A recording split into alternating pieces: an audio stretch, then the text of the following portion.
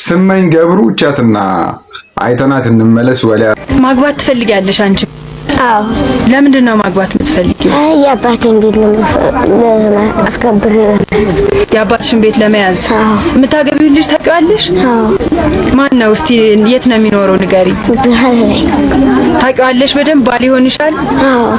በምን እርግጠኛ ሆንሽ? እንዴት እርግጠኛ ሆንሽ? እንዴት አወቅሽ? የት ነው የምታውቂው? የት ነው የምታውቂው? እሱን ነው ማግባት የምትፈልጊው? አዎ። ተነጋግራችኋል? ከሱ ጋር አውርታችኋል? ነው ቢንቢዮ መጀመሪያ እኮ እናት አባት ነው የሚያውቀው። እሱስ አውርቶሻል? ሰው ሳይጠራ እንዴት ባልና ሚስት ጋር ያወቃል? እጮኛ ጋር ያወቃል? አንቺ አሁን ሕፃን ልጅ ነሽ። ብታገቢ ማስተዳደር ቤት ትችያለሽ? አዎ። ምን ታረጊያለሽ? ቤቴን ስራ እሰራለሁ። እስቲ ምን ትሰሪያለሽ? ወጤን እሰራለሁ፣ እንጀራዬን እጋግራለሁ፣ ገበሬን እገበያለሁ። አይሆንም ሌላ ምን? አግብተሽ ትወልጃለሽ? አዎ። ገና እኮ ነሽ አንቺ፣ ገና ሕፃን ልጅ አይደለሽ? አድጌ ሰው እንዳይጠራ አይቀርም።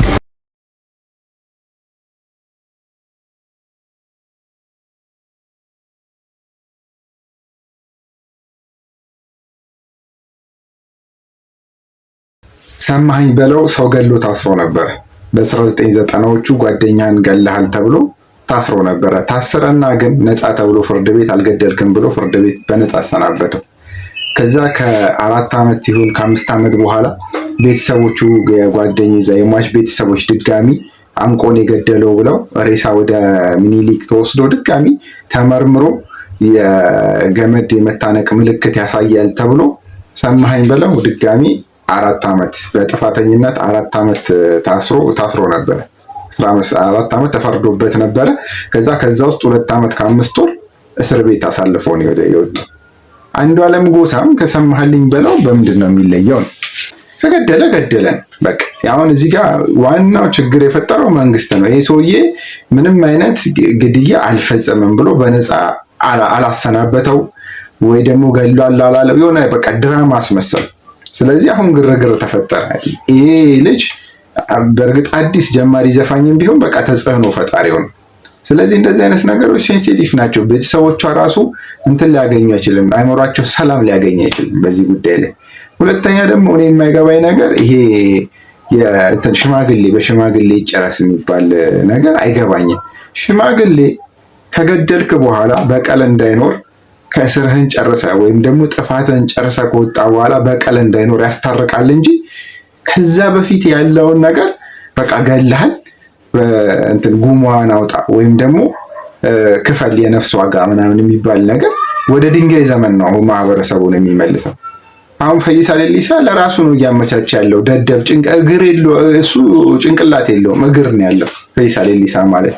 የሆነ ሮጥ 1 ማራቶን አንደኛ ራሱ እኮ ወጥቶ አያውቅም ፈይሳ ሌሊሳ እንትን ላይ ኦሎምፒክ ላይ አንደኛ 2ኛ ነው የወጣው። በቃ እጁን አጣመረ ታወቀ። አሁን ራሴን ብገል ነገ እኔም እገላለሁ እና ከዛ ካሳ ከፍላለሁ የሚል አይነት አስተያየት ነው የሰጠው። ስለዚህ በቃ ቤተሰቦቿም እረፍት እንዲያገኙ ከታሰረ ወይ ማሰር ከገደለ ፌዴራል ፖሊስ ራሱ በቃ እኔ ኃይለኛ ቴክኖሎጂ ላይ ደርሻለሁ በቃ ይህችን ነገር እንዴት ማወጣጣትና መድረስ አቃተው? ፌዴራል ፖሊስ ራሱ ምን እየሰራ ነው? ፌዴራል ፖሊስ ራሱ ከማን ይበልጣል? አንዱዓለም ጎሳ እሱ ብቻ ነው እንደ ኦሮምኛ ዘፋኝ ያለው ሀገሪቷ ውስጥ ማት በርካታ እንዴ ከነ ታደለ ገመች ማት ከሱ የሚበልጥ እኮ አለ። በቃ ኦሮምኛ ዘፋኝ እሱ ብቻ ያስመሰላችሁት አንዳንድ ሰዎች። በቃ ካጠፋ ነው ማሰር፣ ካላጠፋ ደግሞ ከምንም አይነት ወንጀል ካልሰራ ደግሞ ለምን ታሰቃዩታላችሁ? በቃ ነፃ ነው ብሎ ማወጅ፣ ልጁን መልቀቅ፣ ወደ ስራው እንዲገባ ማድረግ። ሌላ ሀገር ሽማግሌዎች ደግሞ በዚህ ጉዳይ ላይ እንደው እጃችሁን ባታስገቡበት፣ አይመለከታችሁም። ይሄ ስራ ዋናው ስራ የፖሊስ ይወጣ። ለማንኛውም የሰማልኝ በለውን የጋዜጣዊ መግለጫ ከጆሲ ጋር ያደረገውን ከስር አስቀምጥላችኋል። 3 ደቂቃ ወይ ደግሞ ገብታችሁ ዩቲዩብ ላይ እዩት። ክስ ተመሰረተ መሰለኝና አቃቢ ግን የመሰረተው መጀመሪያ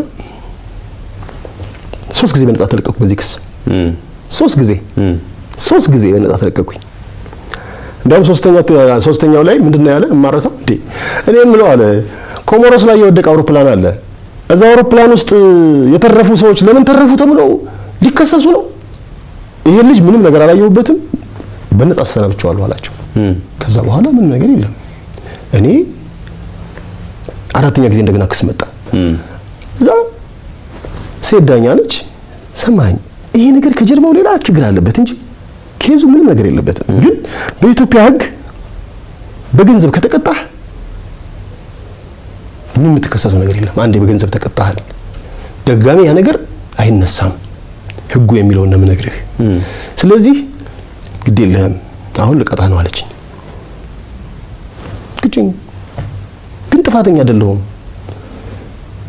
3000 ብር ቀጣችኝ ከዛ በኋላ ያክስ ሊነሳም አይገባም ከ8 አመት በኋላ አሜሪካን ሀገር ሄጄ ነኝ ከ8 አመት በኋላ በታማኝ በየነ ቴሌቪዥን ለምን ታየህ ተብዬ እንዴት ለምን ታየህ ማለት ነው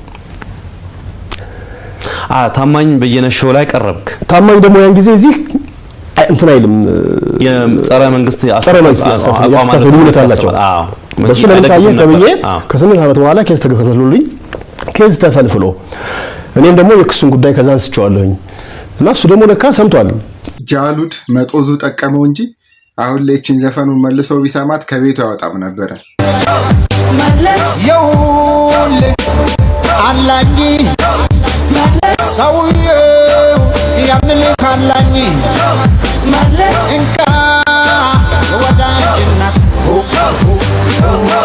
ምስጋና ይድረሰው የሰላም ሐዋርያ አቤት ጎሰጠን እናት ኢትዮጵያ ሰላም ፍቅር ሰፈነ በወገናችን ኢትዮጵያ አደገች እንኳን ደስ አላችሁ ፍቅር የሞላበት ብሔረሰብ አይፈልግም ምድር ለሰላም ሞተዋል እንኳን ለዚህ ችግር ስንት ጀግኖች አልፈዋል ለህዝባቸው ክብር ነፍሳቸው ሰውተው እኛን አኖሩን በምድር ሰሜን ደቡብ ምዕራብ ምስራቅ አንድ በሆነበት ሰላም በሞላበት ፍቅር ባደረበት ሀገር ገጨመረበት የሃይማኖት ሚስጥር ትውልድ አቆት ያሳለፈው ችግር ይኸው ነው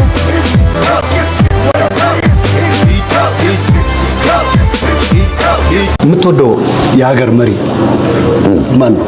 ከሀገራችን ከነበሩት ካለፉት አሁን ካለ አበቹ ለምን በቃ በህይወቴ ያለው እሱ እኔ ስላለፈው እንዴት አበቹ ሙጭክ ፒያሳ እንዴት እንደምታምር አሁን ታያለህ። ሁላችንም ማስመሳዮች ነን።